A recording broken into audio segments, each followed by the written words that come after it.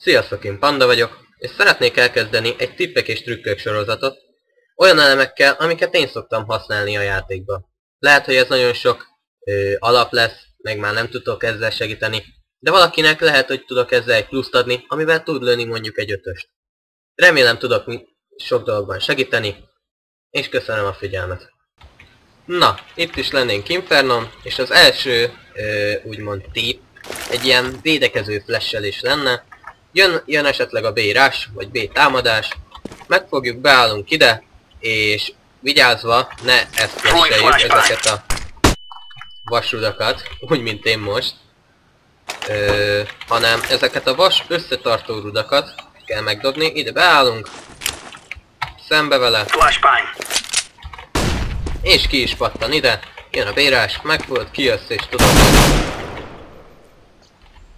Nos, itt vagyunk újból Infernon, és hallod, hogy itt mondjuk itt vannak banánba, de nem fognak bejönni, itt terelgetnek, vagy bármi. Megfogod, kijössz, ide jössz így ide a sarokba, rádobod tetőre, és be vannak flash-el. Ugye a flash az ott pattant el, és aki itt tehát kocsinál meg minden, az be fog vakulni. Most tőlem egy egyszerű CT kirásolást láthattok, mondjuk egy AWP-vel, de most ugye az nincs nálam. Be is mutatnám.